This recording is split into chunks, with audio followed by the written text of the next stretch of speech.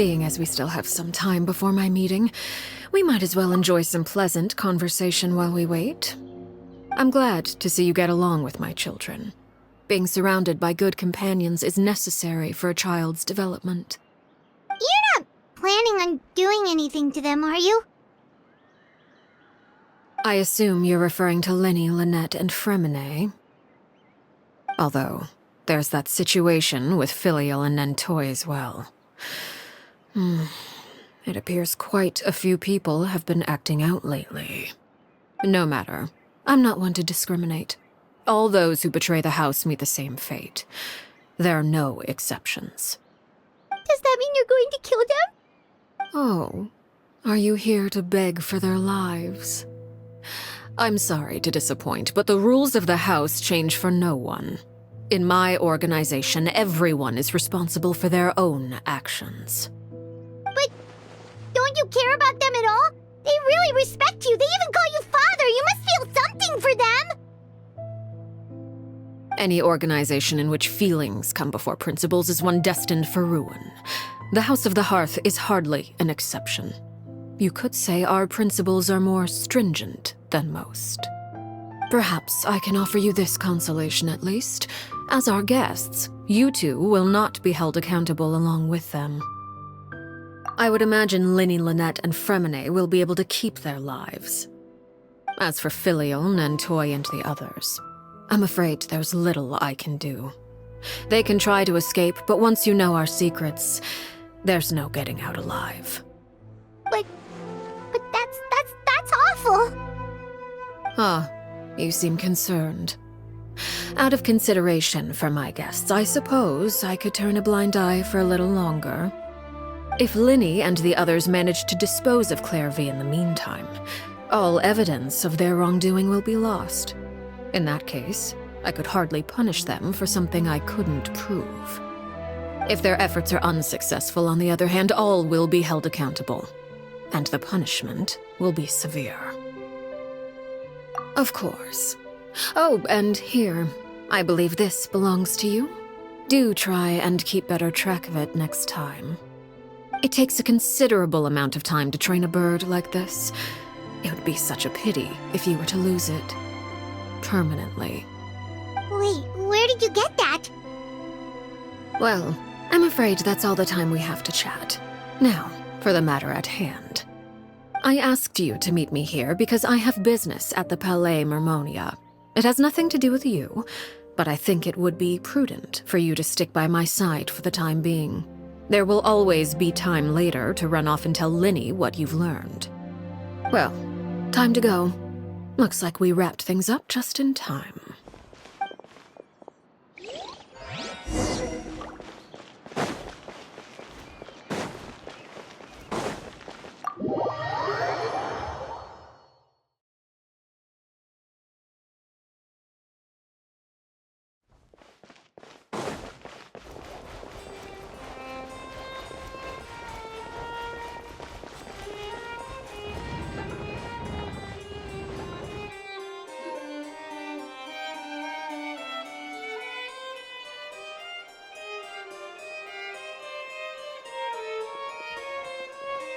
It's been a while, Monsieur Neuvillette.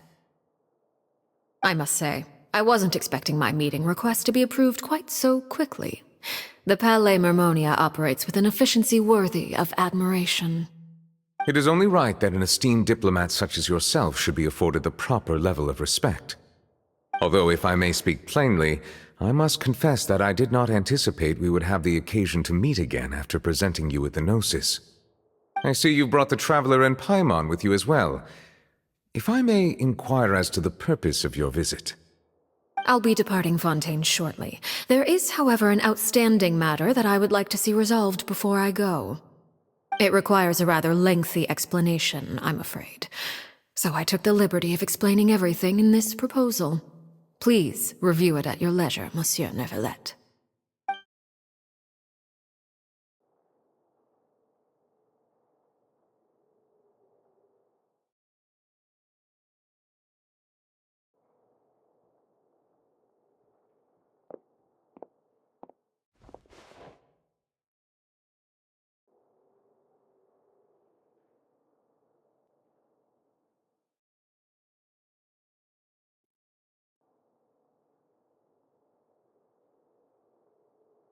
I understand your request.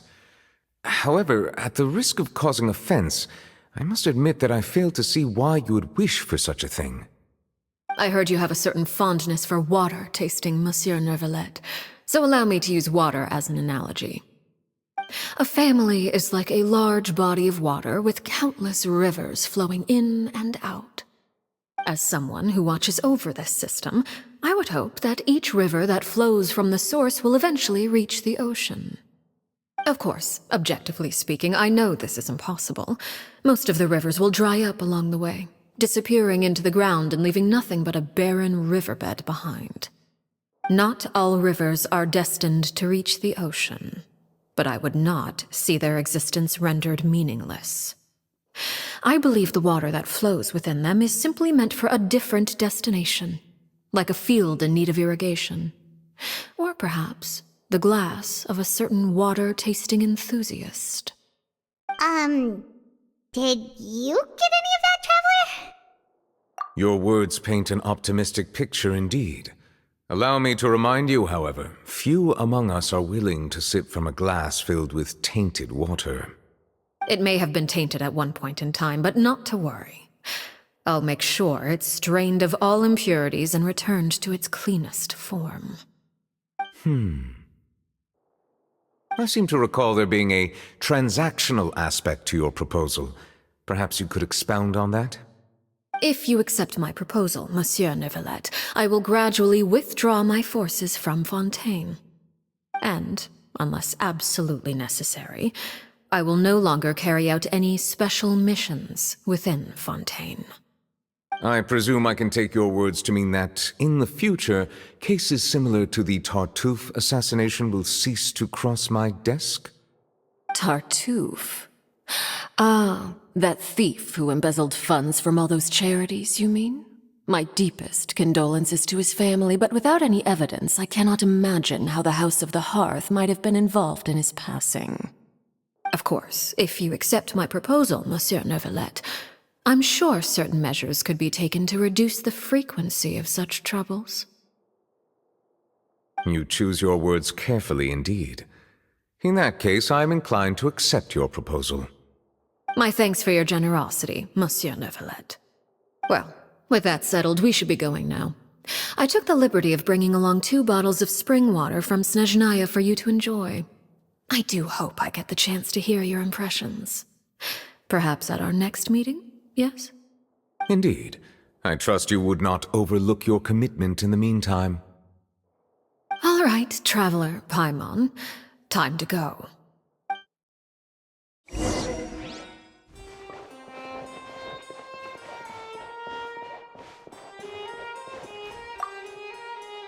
I believe I've told you before that my emotions easily resonate with those of others.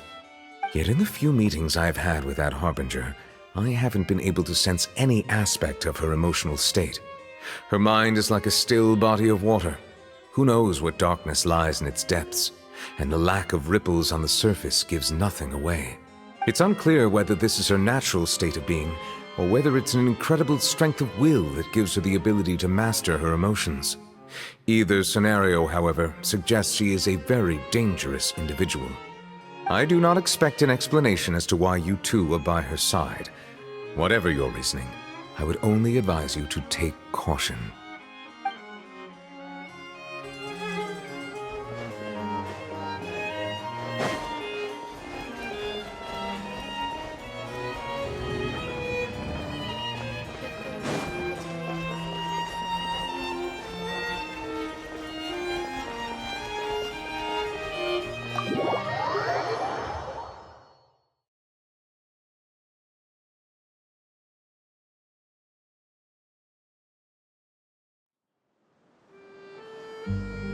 So, what exactly were you talking about back there?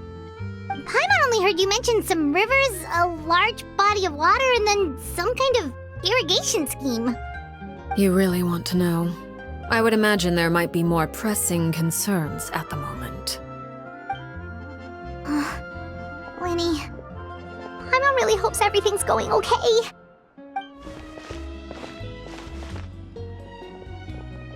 Oh, Paimon recognizes that look. You've got your thinking cap on, don't you, Traveler?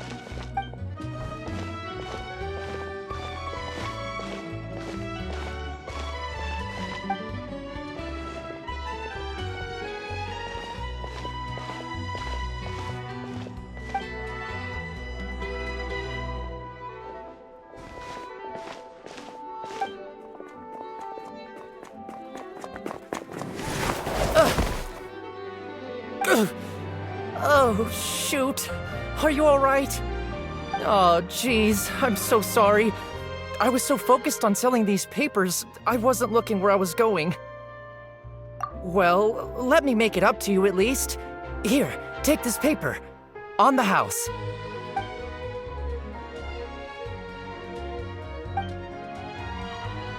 Oh, you don't have to give us anything. Please, I want to. It's not like I'm short on supply. All the extras will be useless come tomorrow anyway. It's my fault, really. I was just trying to bring home some extra mora for the family, but I bit off more than I can chew. I haven't had many takers today, so I'm still swimming in papers. What's going on here? Nothing much. I just ran into your friend here on accident. I should probably get going, actually, so... Hold on. Of course, I'm happy to compensate you with mora, it's just... I don't have any on me at the moment. I'll take 3 papers. Here. Your payment. Oh! Thank you for your patronage. May the Archons bless you with good fortune. If only I had the chance to run into such generous customers every day. I should probably just take on a smaller inventory though, right? I'm getting married soon, so sometimes it's hard to not get ahead of myself. Anyway, I should head out. Goodbye! Well, now that my affairs are settled, we should take the boat back to Poisson. We've even acquired some light reading to enjoy along the way. Actually, why don't we stick around for a little longer? Paimon just realized how hungry she is. She can't head back to Poisson on an empty stomach.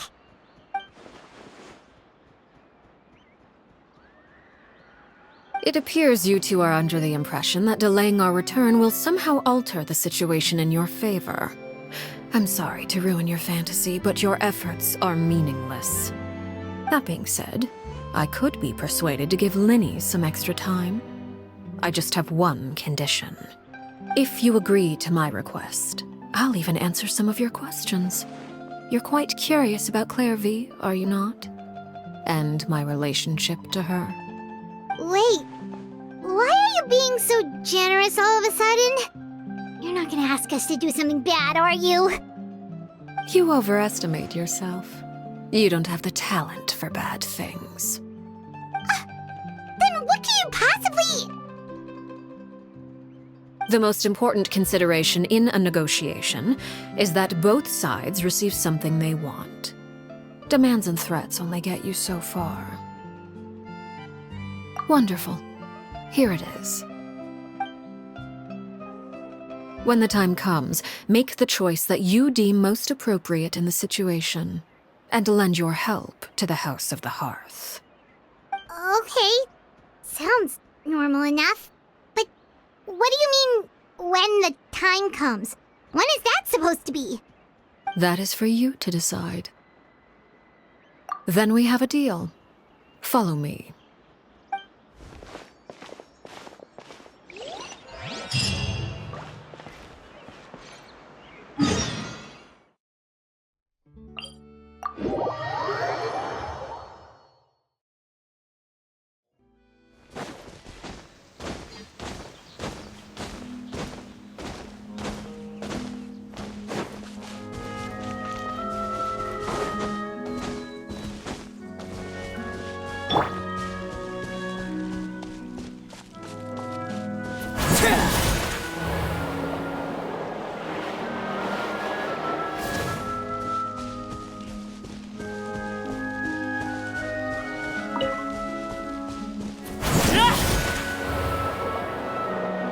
How about we explore the area ahead of us later?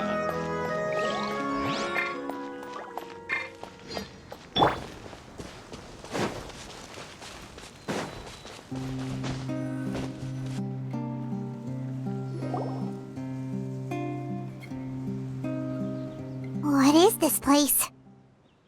Somewhere long forgotten by everyone. It used to be a grand building. Now it's nothing more than a pile of rubble. No one comes here anymore, nor does anyone care about what once happened here. Although, this place does have something to do with the story I'm about to tell you. It was before I became a harbinger, and before Linny and the others joined the House of the Hearth. Due to certain events, I first killed Clairvy and then her mother. And this is where it all happened. You were the one that killed Clairvy? Patience now. Allow me to explain Clairvy's side of the story first. I'll start from the beginning. Clairvy was 6 years old when she was brought by her mother, Crucibina, to live in the House of the Hearth. From the outside, it seemed like a fairy tale. A thriving family made up of kind adults and friendly children. Crucibina was the knave at that time, and the House of the Hearth was under her control. She was Clairvy's mother by blood, but she was also the mother to all the children in the house. Clairvy was happy here, for a time. But she quickly realized that being part of this family wasn't a fairy tale at all. It was a kind of purgatory. Purgatory? Exactly. The House of the Hearth takes in war orphans from all over Tevat. But as for how to raise them, that depends entirely on the person in charge. Crucibina came up with a novel idea. She would teach the children to fight, force them to duel each other, and then crown as the king of the house the child who proved themselves most worthy of inheriting her title. It's difficult to estimate the number of children who died or were maimed in the process. There's little I can say about the ones who died. The ones that emerged with permanent injuries, on the other hand, well, they still served a purpose. They would be handed over to the doctor to be experimented on, or sent away on dangerous missions. Nothing more than tools to be used and then discarded. So those were the experiments Clairvy was talking about. But what actually happened to her? You said that Clairvy was Crucibina's daughter, so if Clairvy tried to convince her to stop what she was doing, Crucibina probably would have listened, right? Despite being Clairvy's mother, Crucibina cared little for her daughter. She forced Clairvy to join the House of the Hearth only as a means to demonstrate her own impartiality as a mother, to prove that she treated all her children equally. Clairvy did try to convince her mother to change her ways, but it was to no avail. After her efforts failed, the only other option was to rise up and try to fight back. Unfortunately, the other children had already been thoroughly indoctrinated into the illusion of happiness Crucibina had created. Of course, there was one exception. Someone Clairvy's age who knew the truth about the House of the Hearth. Her name was Peruere. Wait, the friend that Clairvy mentioned? Friend, huh? I suppose we can call her that for now. Clairvy was a cheerful and passionate person with a tenacious spirit. Peruere, on the other hand, was rather cold-blooded. Her cold-blooded nature allowed her to see through Crucibina's facade. Yet, it was also this cold-bloodedness that prevented her from acting against it. At least at first. While Clairvy longed for freedom, Peruere was convinced that, amid all the fighting and violence, she would make it until the end. Despite their differences, the two became fast friends, united by their knowledge of the truth. Clairvy told Peruere that she hoped to create a real family, where no one would be killed or sacrificed. There may have been a certain naivete to her ideas, but Clairvy proved her determination many times over. She tried countless times to run away, ask for help, or expose the truth. But her efforts only earned her beating after beating. The only thing that kept her going was her strength of will. Even with her body racked with pain, she would still stand on her tiptoes and open the window at night. She and Peruere would look out at the moon together, a fierce longing for freedom shining in her eyes. But one day that light simply vanished. Oh no. What happened? Her hopelessness resulted from a culmination of things. 10 years had passed. 10 years worth of failure after failure. She and Peruere weren't children anymore, but finding any chance to escape still seemed as hopeless as ever. It was during this time that Peruere suggested a new plan. If escaping was out of the question, why not take down the very person sitting on top of this throne of lies? Mother herself. Clairvy rejected that proposal. She claimed that, as a famous harbinger, Crucibina possessed an unimaginable amount of power. Trying to kill her would have an incredibly low chance of success. Clairvy never gave another reason, but Peruere could see it written all over her face. Clairvy still thought of Crucibina as her mother. Killing her own flesh and blood was a line she couldn't bring herself to cross. If she couldn't escape and fight back, then only one option remained. Precisely. Death was the only way that she felt she could be free. It happened during a duel. When she arrived at the dueling ring that day, her partner turned out to be none other than Peruere, the very person that had stood by her side all those years. It was a fierce battle. But ultimately, Clairvy decided to let Peruere end her life. From that moment on, Peruere's journey was one written in flames. When the rain finally came and washed it all away, there she stood, the sole victor in Mother's endless game of slaughter. A trail of corpses strewn across her path to success. It was the very result she had predicted 10 years prior. Even then, she believed she would make it until the end. She wasn't surprised by the fact that she emerged as Mother's undisputed heir. Rather, her success left her with an inexplicable sense of restlessness. She was unsettled, and there was only one thing that could quell that sensation. Perhaps you two would like to take a guess as to what it was? Crucibina, you mean? But...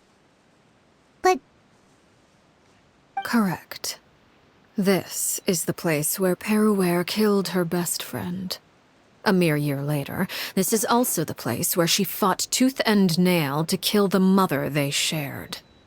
The moment she acted, any conception of what was right or wrong ceased to matter. It's one of the principles of the house. Only those who survive get to write the rules. Peruere won the battle, and became a harbinger herself. After which Her Majesty, the Tsaritsa, bestowed upon her a new name. Arilekino. So the Perry Clairvy was talking about... It was you all along. You're Peruere. Arilekino is just a name you got later. I left that name behind long ago. I must say, hearing it now does bring back memories. After I defeated Crucibina, the moniker of Mother died with her. I chose to forego the title she called herself, and even chose to give up my own name. I rebuilt the House of the Hearth under a new identity. Not only as Arilekino, but as father. And that is where the story ends. Any more questions? Yeah. Based on what you just told us, Clairvy wasn't a little kid when she was killed. So the Clairvy we met... Was she really a spirit at all? I suppose you could call her an illusion born of flame. Her existence is like ashes to a fire. Something left over in the wake of blaze and ruin. You see, a certain power runs through my veins. It's not unlike a curse. My flames leave behind shadows of anything they consume. Of course, The chances of those shadows morphing into a sentient entity are exceedingly slim. Clairvy is a very special case. Clairvy died when she was 16 years old, but what emerged from the flames was her 6-year-old self. Her appearance wasn't the only thing affected. Most of her memories were lost to the blaze as well. Memory is a mysterious thing indeed. Losing a portion of your memories will alter your sense of self. Lose 10 years' worth, however, and it would be like living in the past. Like returning to a version of yourself that never grew up. No wonder Paimon got such a weird feeling when we were talking to her. Perhaps I should put it this way. Clairvy is someone trapped in time. It may seem like she exists with us in the present, but she truly lives in the confines of her own past. So if all of that is true, then you must have known about Clairvy for a long time. Indeed. She's a rather volatile and unstable entity. Sometimes she would look after the children. She's even saved some of their lives. But other times, she would hide from me and become obsessed with revealing the truth about the house to anyone who will listen. Shadows don't have the capacity to learn or grow. Any new information they encounter is quickly forgotten over time. Your attempts to expose Clairvy to sunlight. They failed, yes. The reason is actually quite simple. In Clairvy's mind, the house is impossible to escape, and it is this very perception that traps her there. But no matter. All I have to do is kill her again, and all will be resolved. I don't anticipate so much as a single speck of ash will be left behind this time. Wait! Paimon can understand why you might want her gone, but isn't there another way? So what if she's trapped in her 6-year-old self? She's still your friend! At least talk to her first! It's too late for that. She broke the rules, and now she must be punished. That goes for Filial and Nantoy as well. She's had quite the effect on them. I hope you understand the difference between Crucibina and myself lies in our formulation of the rules, not our policy for enforcing them. Upholding the rules without question is a trait we both share, because that is how a household should be run. Is this really what you want to do? Whatever could you mean? Don't you want to say a proper goodbye at least? Whether as a killer or as a father, there are two things that must be avoided at all costs: anger and sorrow. Anger makes you impulsive. Sorrow causes you to waver. Well, it appears it's about time to proceed. Before we arrived, I told some of my well-behaved children to bring our troublemakers here by nightfall. I do believe I've kept my end of the deal. I gave your friends quite a bit more time. As for what happens now, we'll just have to wait and see.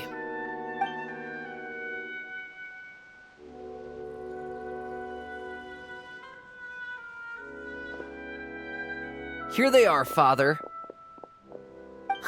You gonna execute him? Seeing something like that would actually be a first for me. Lenny! I'm sorry. I heard about how you helped buy us more time, but I still failed. I couldn't find a way to fulfill her wish. Huh? Are you... Perry?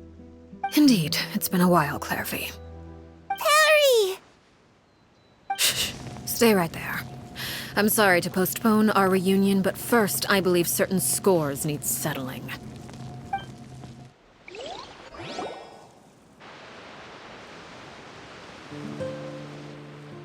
Father, let me explain. Out of my way. Father! You chose to conceal a threat to the house, and for that, you must be punished. Overall, however, I suppose your wrongdoing is hardly the most egregious of the bunch, so I'll deal with your punishments later.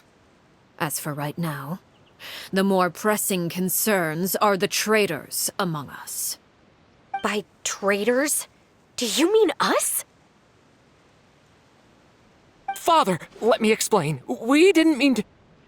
Fultz, why don't you share what you heard? Yes, Father. Secret Midnight Meeting number 3. Participants, Filial, Nantoi, Sato, Toddy. Nantoi clearly said, if only Father wasn't the one who took us in. Sato added, I'm sick of this life. I just want to live as a normal person. Filial was the worst of them all. She called us crazies and said a bunch of mean things about Father. I did not! You're lying! Fultz is trying to frame us. It's not like I'm the only one who heard those things. After that, you and Toddy and a bunch of other people started talking about Clairvy. You were using all those things Clairvy brought up as an excuse to question Father. We're birds locked in a cage. The only way out is to destroy it. That's what you said, wasn't it? You little. You just want me gone, don't you? What did I ever do to you, huh? And you, Sheplo, have you forgotten who stood by your sickbed, watched over you, and changed your dressings? Come on, let's hear it then. What's your reason for all this?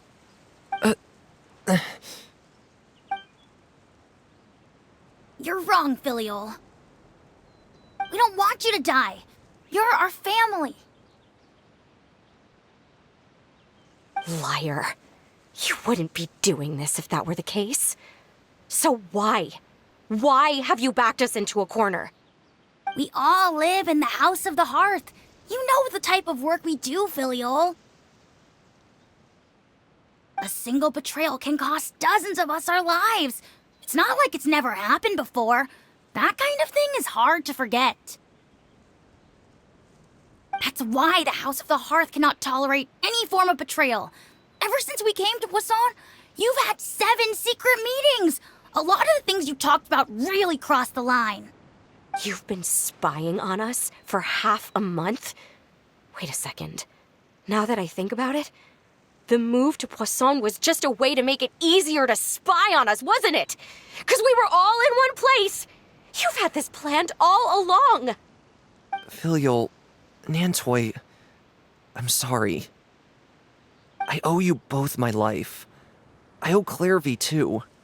If it weren't for all your help after I got poisoned, I wouldn't be standing here today. If this were any other situation, I would do anything to repay that kindness, even if it cost me my life. But rules are rules.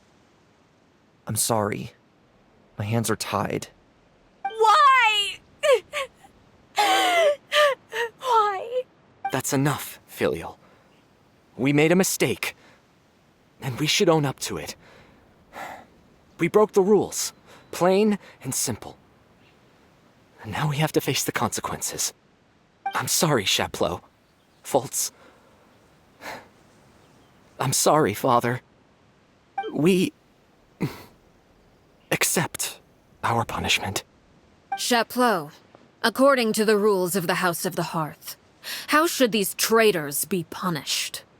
All those who betray the house pay with their lives. And so it shall be.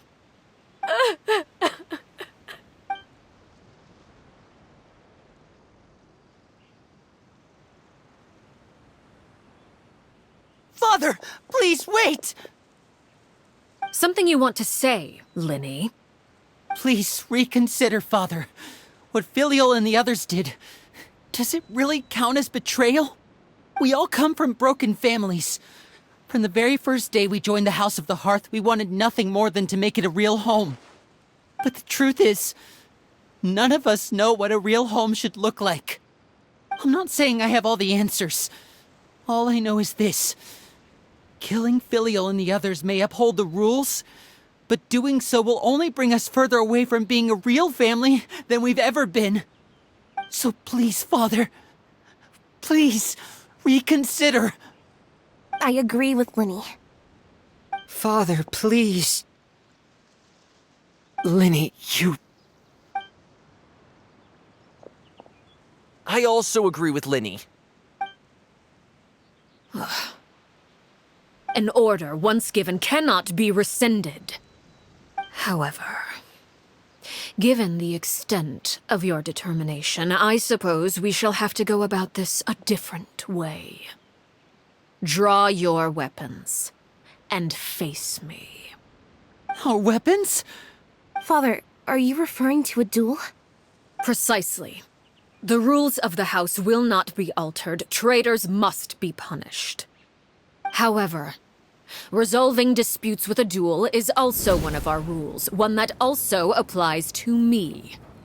Demonstrate a sufficient showing of strength, and I shall offer a concession. Wait. Beat Father in a duel? Impossible. Father is way too strong, even for Lenny.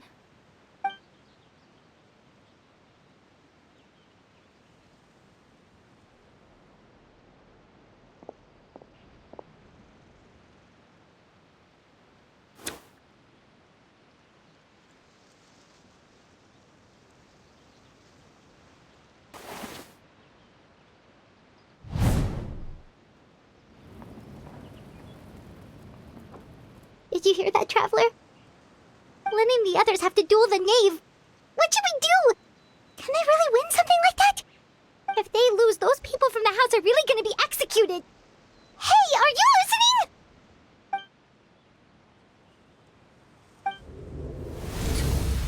Don't you want to say a proper goodbye at least? Anger makes you impulsive. Sorrow causes you to waver.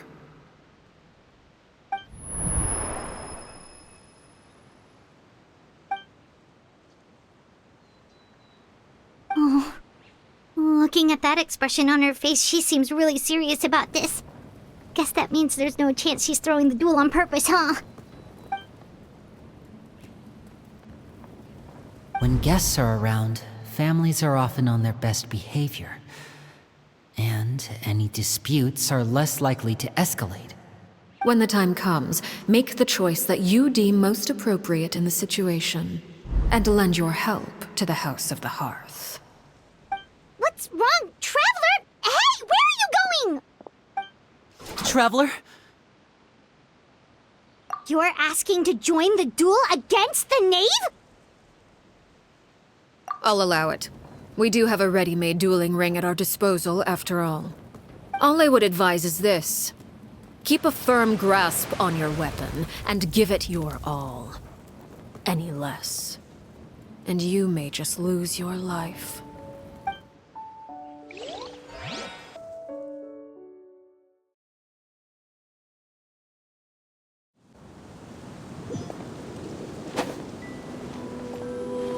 Take this! Is it my turn now?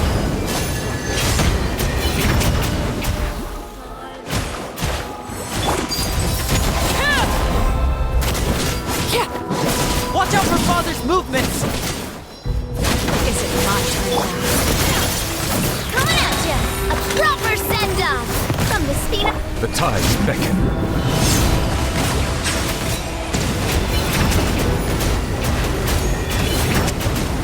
With the fall of darkness, destruction shall rise. Have a taste of purgatory. Bow your head. Here! Watch out! Watch out! Getting here!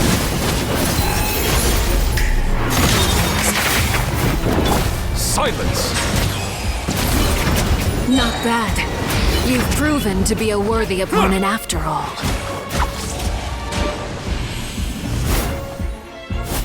Lightning!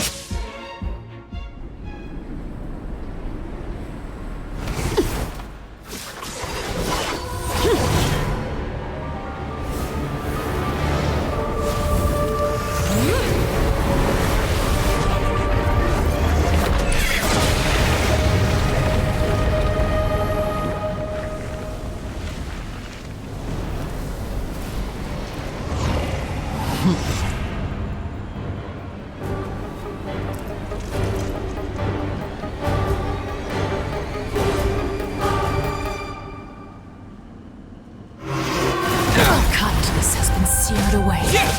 My blade is all that remains. Over here!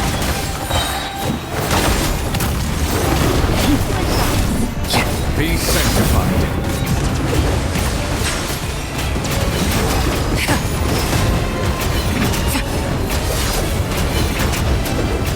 Suntown is only the beginning. Watch out! Look out!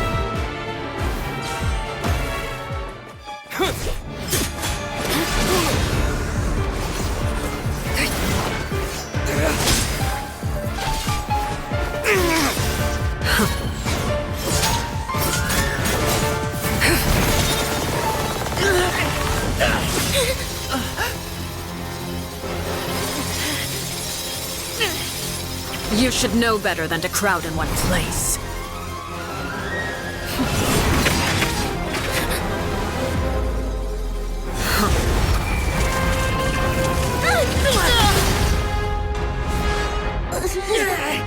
Oh, I know. No! I'm sorry, Father!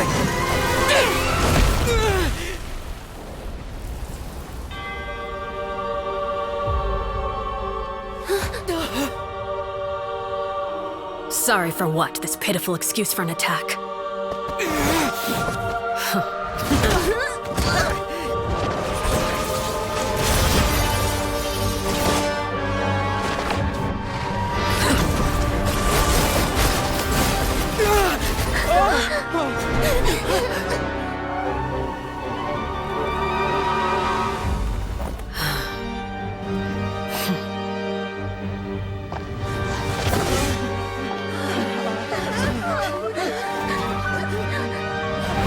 Father, no!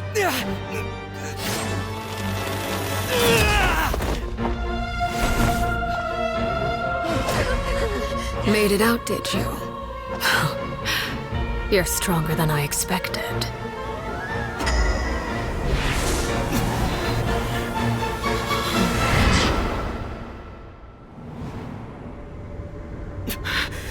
A crimson moon?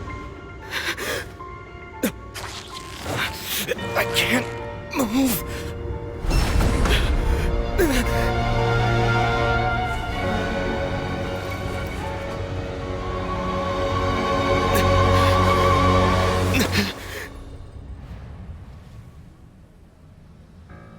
Still, not strong enough to beat me.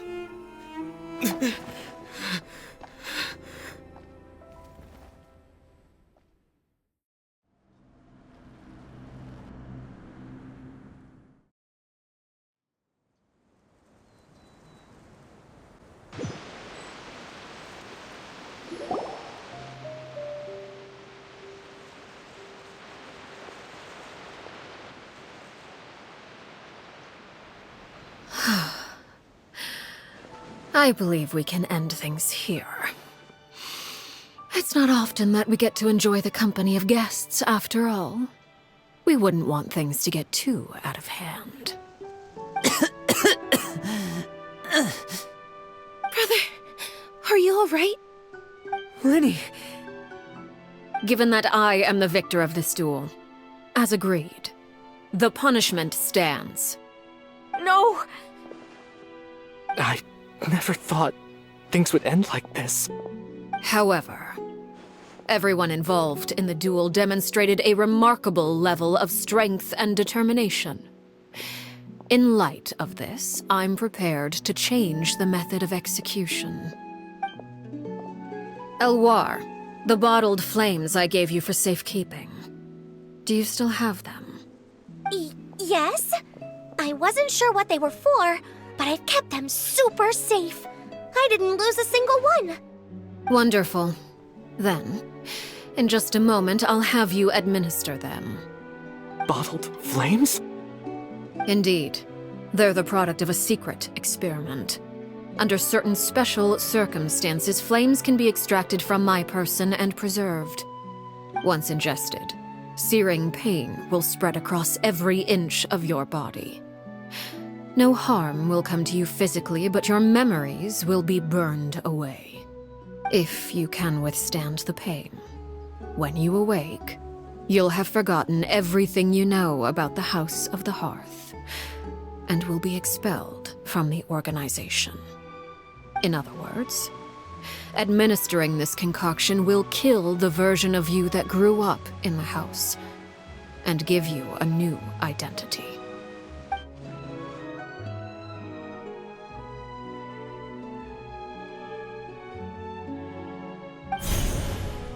Memory is a mysterious thing indeed.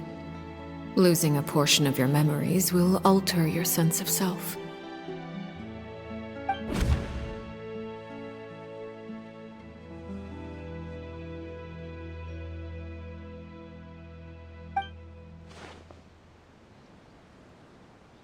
So, you're just letting us go, Father? You misunderstand. Memories are extremely important. Once consumed by flame, the version of you standing before me will die, and our secrets will die with you. So no, I don't intend to just let you go, because the person who survives will be nothing but a stranger. Even so, I won't have to live in fear anymore.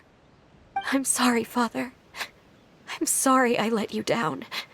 But I really... Don't cry, Filial. You haven't left the house yet, so there are still rules to be followed, yes? Remember what I taught you.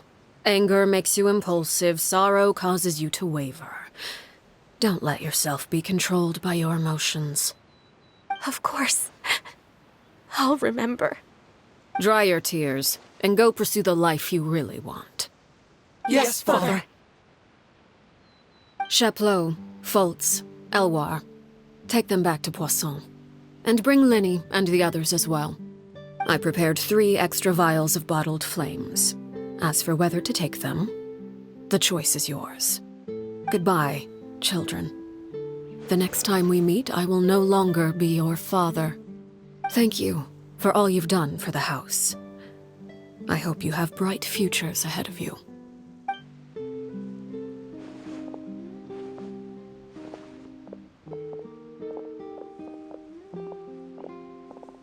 Father. Let's go.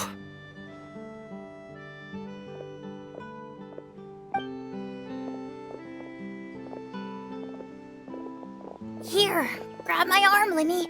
I'll help you walk back. Thank you.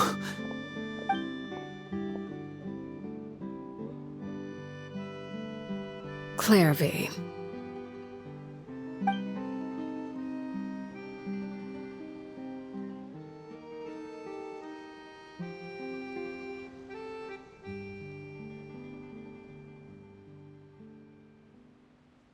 Can we talk now? I've been waiting for a super long time. You really are Perry, aren't you? I haven't... Wait, did I somehow travel to the future on accident? Or am I dreaming? What a long dream. Neither. You died, Clairvy. That's what happened. You could have at least sugarcoated it a little. Look, she's done speechless. Oh. Okay then. Huh? That's it? You accepted it just like that? Yep. If that's what Perry says happened, then I believe her. Perry wouldn't lie to me. Plus, I don't really need to know why I'm like this. I'm more curious about what happens in the future. If you're a harbinger now, Perry, that means Mother is gone, isn't she? Can you tell me about it? I want to know what happened to her. And to me. You never stopped trying to defy fate. At first, no one believed you. You could only vent your frustrations to the moon. In fact, you often sought comfort in the night sky. You wanted to see the aurora, so one night we promised each other we would go to Snezhnaya to see it together. Later on, you tried to run away, but you were brought back each time. Mother spared your life, but it wasn't out of kindness. Instead, she decided to make an example of you by slowly torturing you over time. That way, the other children would know what happens to traitors. Still, you never gave up. Mother hoped that through ruthless duel after ruthless duel, she would be able to crown an ultimate victor among the children she raised. But you called on everyone to unite, to fight to a draw in order to reduce casualties. Your efforts may have only delayed the inevitable, but still. You gave them hope. You tried everything you could think of, but every attempt ended in failure. Still, you never turned your sword on Crucibina, and you never turned it on me.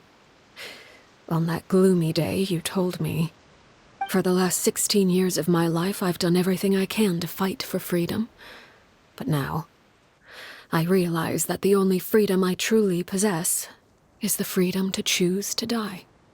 I never imagined I would say something like that. I must have been feeling really worn down. But somehow, I still think I understand. According to Mother's plan, only one of us was going to make it until the end. And I always hoped that person would be you. If I could do it all over again, I still don't think I would make a different choice. Even when I first met you, I knew you'd be able to do what I couldn't. Is that so? Even now, I'm not sure I truly understand what kind of freedom you were trying to pursue. But as the head of the House of the Hearth and as the children's father, I've tried to give them the most basic of freedoms. The freedom to choose their own fate. It's something I discussed with the Iudex of Fontaine. The children who want to leave the house will have their memories wiped clean of all secrets pertaining to the organization. In return, they will be allowed to live a normal life in Fontaine without being prosecuted for their past. Of course, I won't simply hand freedom to them on a silver platter. They have to fight for it and prove themselves worthy of it. Only freedom that is earned has true value. That's more than enough. That's exactly the kind of life I was fighting for. You know, Perry, I think you're a pretty amazing king, and a really great father, too. I'm really happy that you're the one who took over the house. I guess I do have one regret, though. I still haven't seen the outside world. Well, it just so happens that our dear guests over here have been to many nations and traveled to countless places. Perhaps they would be willing to tell you what the outside world is like. Really? Of course! We've traveled all over the place. We've got so many stories, we could probably talk your ears off for 3 days straight. You know, I used to dream of being a bard. Playing the lute while singing into the winds of freedom. Even if there was no one there to listen, I would have continued to sing no matter what. Ah, that's where Mora comes from. I never knew that before. If I had some Mora, I would buy 3 new dresses. One for me, one for Perry, and one for Mother. It's just too bad Perry doesn't like wearing dresses. And Mother, well, she probably wouldn't accept something like that either. I guess I'd just have to keep them all for me then. I could wear a different one every day.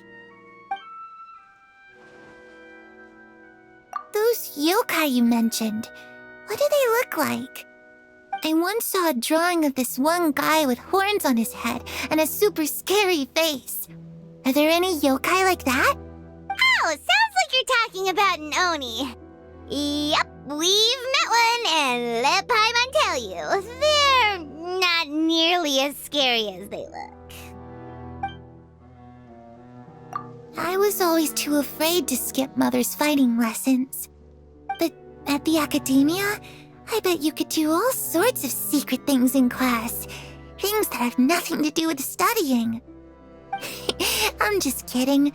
Being able to study whatever you want without having to fear for your life actually sounds pretty great.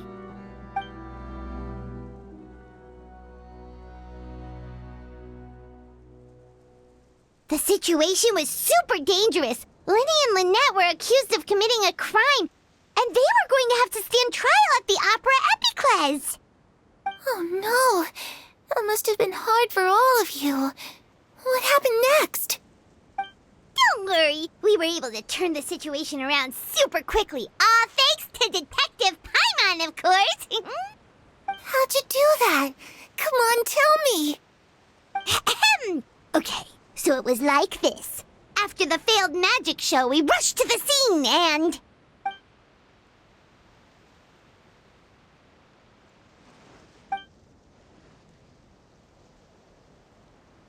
Shadows don't have the capacity to learn or grow. Any new information they encounter is quickly forgotten over time.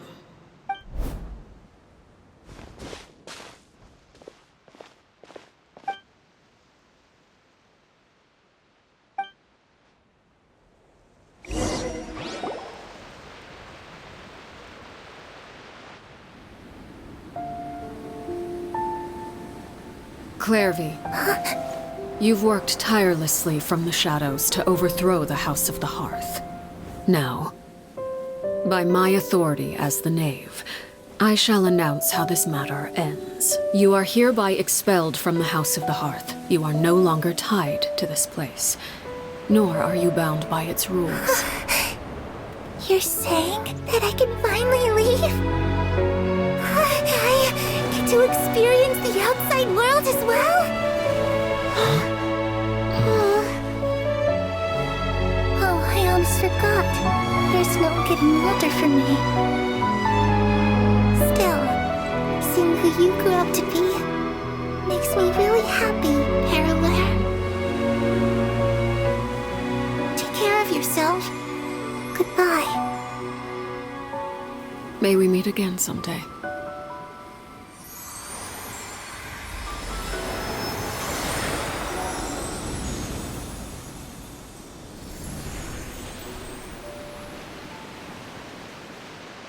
Clairvy. She left so soon. Paimon didn't even get to finish her story. I also have certain sentiments left unsaid. I wanted to tell her that the aurora I saw in Snezhnaya was just as beautiful as the ones in the pictures. But a shadow's memories reset at dawn. Had we delayed any longer, we wouldn't have had the time to say goodbye. Whatever regrets may linger, let them be lost to the coming of a new day. Father? It's Linny! Hey, Linny!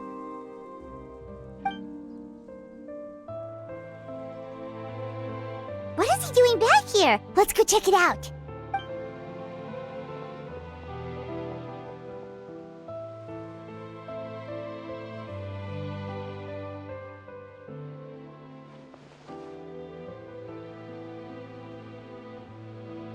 Father, the bottled flames have been administered. Filial and the others have left the house. And you? What have you decided? Thank you for giving us that choice, Father. But we never wanted to leave the house. It's the only home we've ever known. Lynette and Fremine feel the same way. They're recuperating back at the Hotel Bouffe d'été. But I decided to come back and tell you where we stood. I'm sure you're well aware of the expectations I have for you. I want you to follow in my footsteps and become the next king of the house. Yet you seem to have different ideas. I must admit, I'm rather surprised by your decision to stay. There's nothing wrong with choosing to live a quiet life. Leading this organization is a heavy responsibility, one not so easily carried by someone forced onto the throne. I just never understood what you saw in me. What made you believe I was deserving of that throne? You're brave, talented, and, most importantly, you cherish your family. You would do anything to protect them, even if it costs you your life.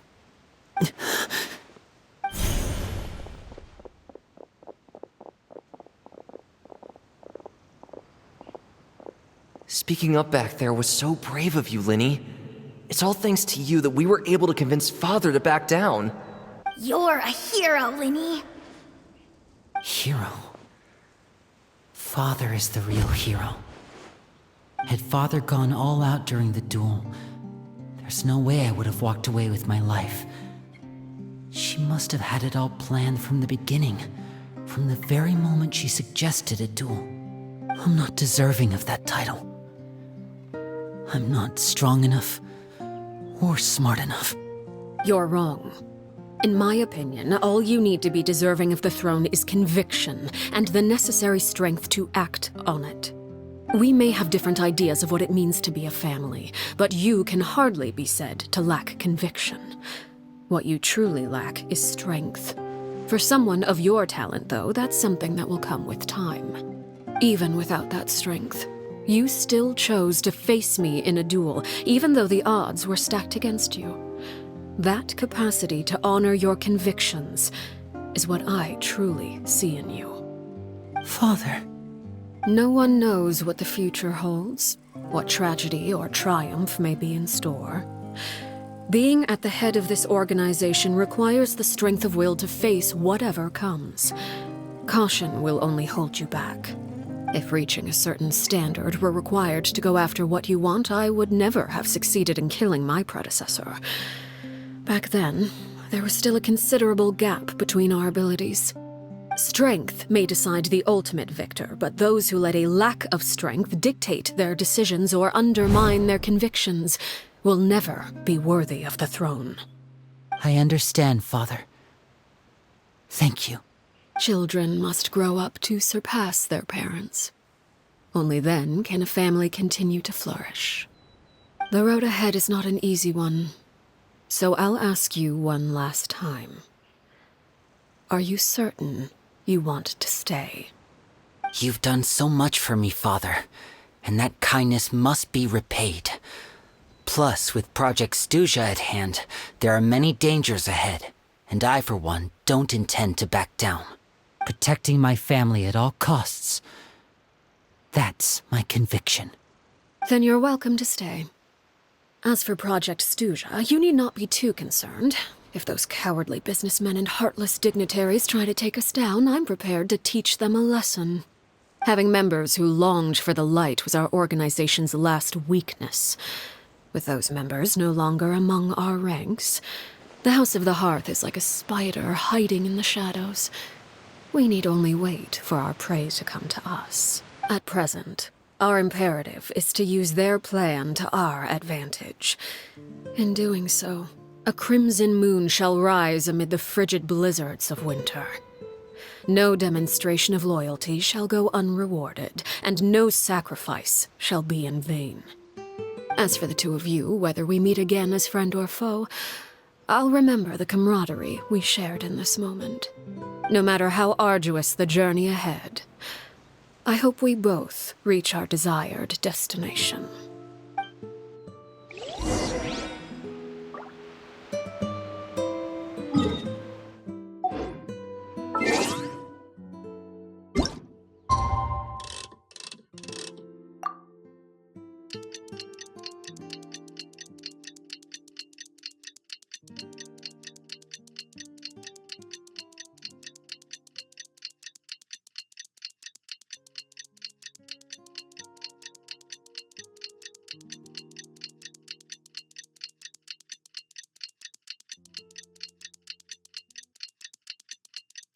Didn't Linny say that Lynette and Fremine...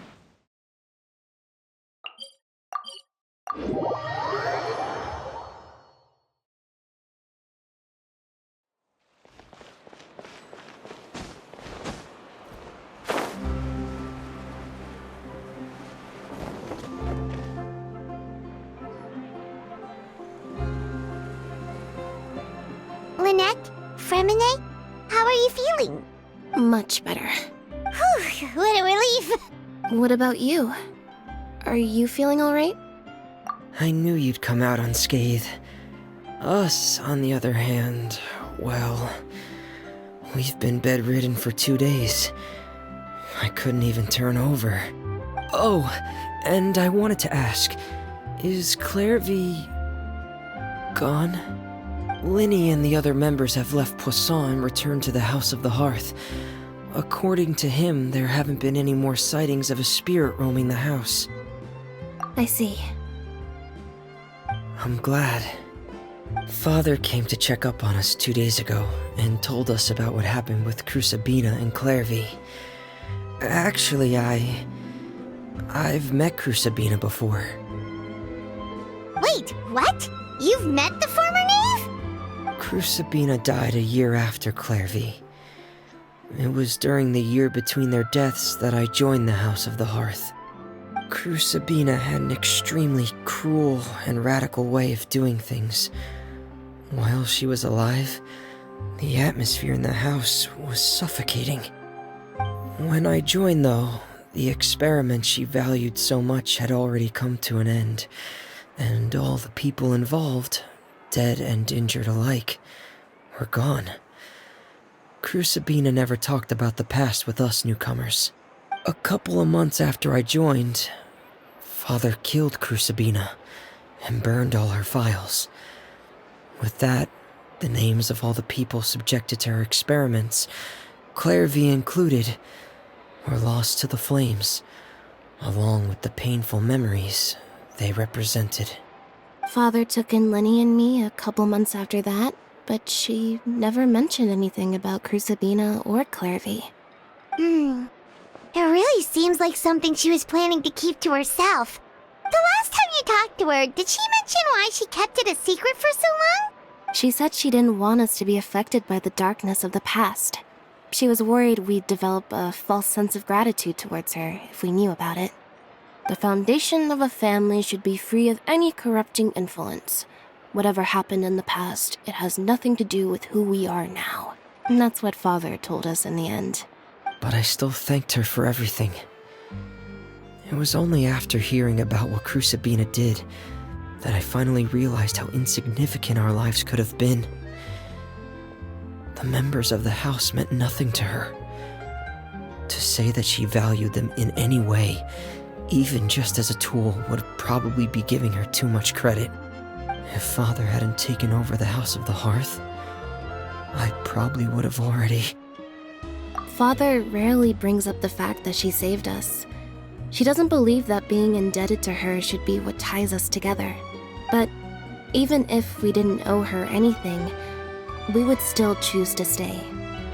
Because this is our home. We may have arguments or times when we feel wronged. Some people may even choose to leave. But as long as Father is here, we will always have a home. Whether the path before us is bathed in sunlight or shrouded in shadow, we'll follow Father wherever she chooses to go. So I wanted to say thank you for helping us make it through this crisis. Without your help, we could have lost a lot more along the way. Oh, we didn't do anything, really. Of course. You're welcome anytime. Are Filial and Nantoy okay? I actually saw them at a cafe this morning. They didn't recognize me. From what I could tell, they were drinking coffee and talking about one of the operas that started running recently. They seemed happy. If I had to take a guess, I would say they finally found the kind of life they always wished for.